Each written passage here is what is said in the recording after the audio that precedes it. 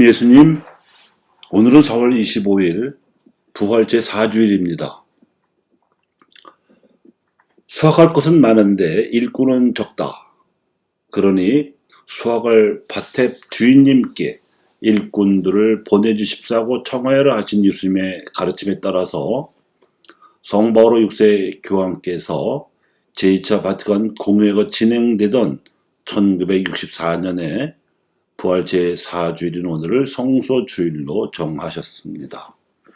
그래서 오늘은 특히 사제, 수도자, 선교사 성소의 증진을 위한 지향을 두고 기도하며 성소 육성에 필요한 협력을 해야 할 의무를 자각하는 기회로 삼고 있습니다.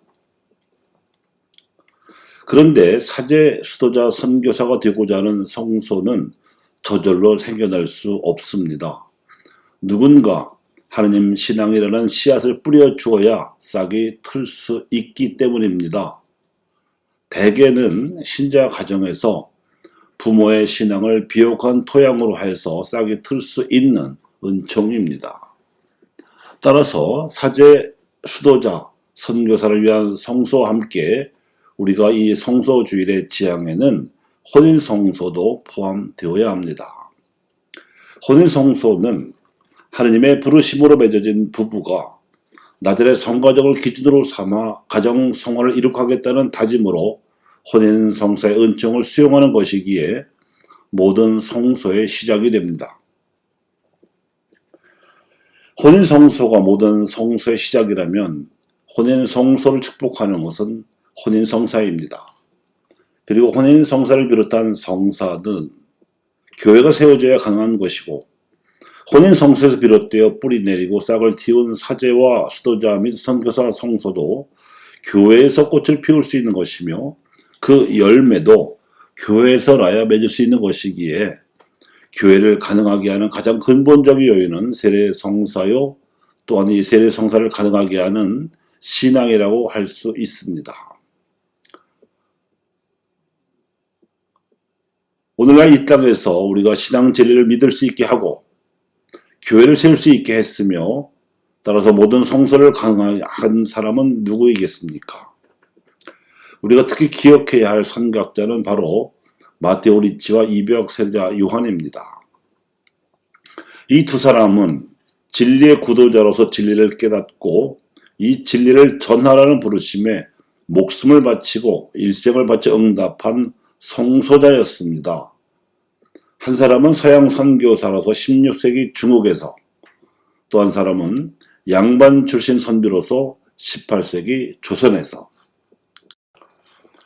마테오 리치는 이탈리아 출신 예수회 소속 선교사로서 중국에 파견되어 시경이나 서경 등 중국 고전에 기록되어 있던 상제의 개념이 바로 그리스도 신앙의 하느님이심을 한문서적으로 저술하여 상제를 모르고 살아가던 중국 선비들에게 복음을 전하고자 했고, 또 이벽 세례자 요한은 마테오 리치가 중국 고전에서 발견해낸 그 상제 개념은 한 민족으로부터 전래된 천의 개념으로서 고조선 시대부터 우리 민족이 이미 숭배하던 하늘이었음을 알아보는 한편 유럽 가톨릭 교회가 전해준 그리스도 신앙의 진리를 담은 책을 써서 한국인들에게 예수님과 교회를 전하고자 하였습니다. 마테오 리치는 로마에서 인문학을 공부하던 중 예수회에 입회하여 동양에 선교할 꿈을 품고 인도 고아에서 신학을 공부한 후에 사제로 선품되었습니다. 1582년에 예수회로부터 중국으로 선교하러 가라는 지시를 받고 마카오에 도착하여 중국어와 한문 그리고 유학을 공부하였습니다. 중국 선교에 있어서 마테오 리치가 봉착한 어려움은 크게 두 가지였는데, 하나는 당시 중국 사람들은 자신들이 세계 중심이라고 생각하고는 나라 이름도 중국이라고 지었죠. 그래서 다른 민족들은 다 미개하며 야만적인 오랑캐라고 무시하고 있었다는 점이고, 다른 하나는 이미 시경이나 서경같이 기원전 3세기경에 쓰여진 고전에도 상제라는 인격신을 알고 있었음에도 불구하고 후대 유학자들이 해석한 주석대로 무신론적인 가치관을 지니고 있었다는 점입니다. 그리하여 마테오 리치는 지도를 제작하여 세계의 실상을 알려주면서 서양의 과학기술 서적도 한문으로 번역하여 알려주었습니다. 이때 제작된 중국 최초의 세계 지도가 곤여 만국전도입니다. 또한 공자가 저술해 놓은 시경과 서경에서 음양, 태극 같은 이치만이 아니라 이를 조성하신 인격신으로서 상제 개념이 전제되어 있음을 확인하고 이 상제가 그리스도인들이 믿는 하느님이시라고 논증한 책이 천주실의입니다.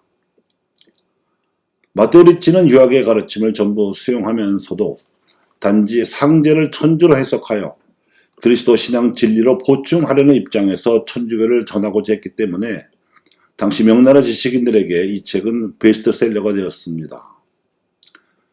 이러한 마테오 리치의 보유로는 원시 유교와 천주교의 동질성을 철학적인 체계와 이론으로 논증함으로써 당시 중국 사회에 그리스도의 복음을 토착화시키는 합리적인 인식 체계를 세우려 한 것이었습니다.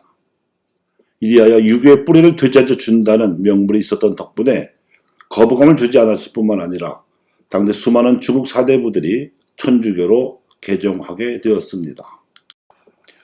더군다나 서양의 앞선 과학기술 지식과 문물을 함께 소개했었기 때문에 마테오 리치의 보유론적 입장은 지적으로도 권위가 있었으며 그래서 공허하고 관념적인 이기론 논쟁을 일삼던 성리학밖에 알지 못하던 조선 선비들에게도 선풍적인 인기를 끌었습니다. 이 세 학풍은 실용적인 가치를 추구한다는 뜻에서 실학이라는 이름을 얻었습니다. 이것이 1779년에 천진암에서 열린 강학회의 배경입니다. 마테오 리치가 천주실의를 출판한 이후 천진암 강학회에서 이 책을 독서와 연구의 교재로 삼아 토론하기까지 시차가 180년이 넘습니다. 그런데 이벽은 오대조 할아버지셨던 이경상으로부터 이 책을 포함한 천주교 서적들을 물려받아서 어려서부터 읽을 수 있었습니다. 왜냐하면 병자호를 한 당시 청나라 임금은 인조로부터 항복을 받으면서 왕세자를 볼모로 중국에 보내라고 요구했는데 당시 영의정이었던 이경상이 소현세자를 수행하여 북경에서 8년간이나 머무르면서 독일 출신 예수의 소속 아담샬 신부로부터 천주교 교리를 배웠고 귀국하면서 천주교 서적들을 가져왔기 때문입니다. 따라서 이벽은 다른 선비들에 비해 천주교 교리에 대한 이해가 훨씬 앞서 있었습니다. 그래서 처음에 실학을 주제로 하여 열렸던 천진암 강학회는 이벽이 합리하면서부터 천주학 강학회로 성격이 전환될 수 있었던 것입니다. 천진암 강학회의 주제가 서양 선교사들이 한문으로 저술한 과학기술 서적을 탐구하던 실학에서 천주실의를 비롯한 서학으로 전환되면서 이벽을 위시한 선비들은 천주교 신앙 공동체로 발전할 수 있었습니다.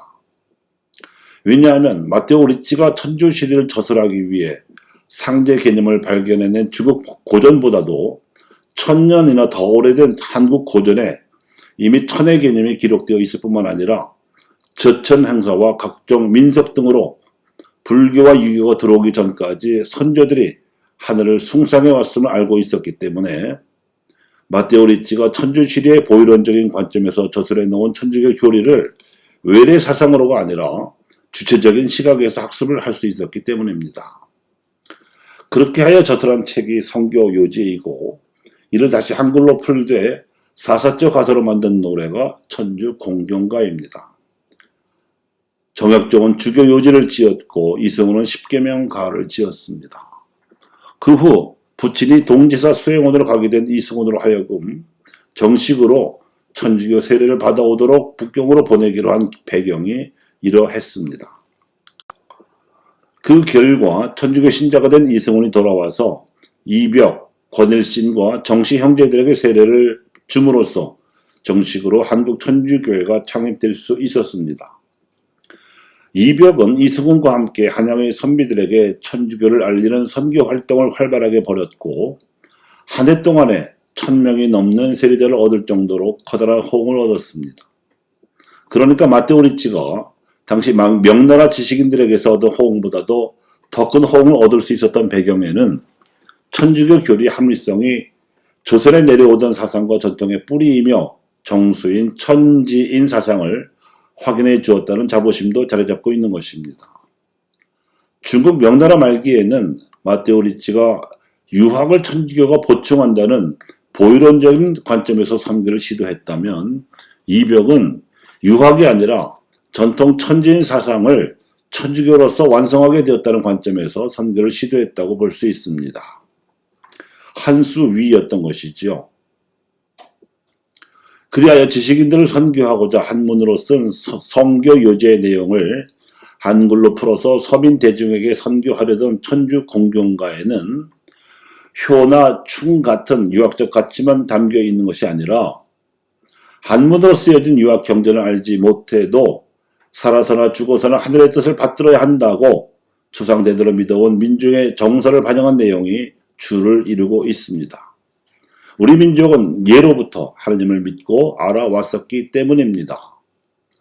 이후의 선교 역사에서 이벽과 이승훈이 문중으로부터 박해를 받아 비극적인 죽음을 당하고 이어서 조정에서 공식적으로 천주교를 금지하고 박해를 무려 100년 동안이나 가했습니다만 그럼에도 불구하고 양반정 신자들은 떨어져 나갔어도 한문을 알지 못하던 중인 이하 서민 출신 신자들은 떨어져 나가기는커녕 차라리 치명을 함으로써 천주님께 대한 신앙을 증거하거나 박해를 피해 교우촌을 이루며 후손들에게 신앙을 전수했던 놀라운 선교 역사의 비결이 이러하였습니다. 교우 여러분, 이탈리아를 떠나서 낯선 땅에서 20년 넘게 한문과 유학을 배우다가 마침내 중국 고전에서 상제 개념을 발견했을 때 마테오 리치의 심정이 과연 어땠을는지 상상해 보십시오. 편협한 세계관에 사로잡혀 있고 하나님을 알지 못하던 무신론의 세상을 복음화시킬 수 있으리라는 벅찬 꿈을 가슴에 품었을 것입니다.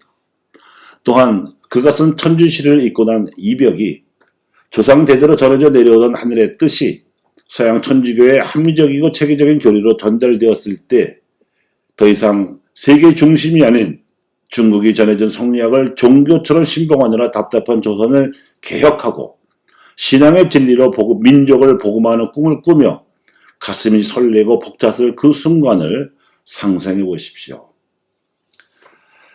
진리는 이렇듯 오묘한 방식으로 이 땅 우리에게 전해졌습니다.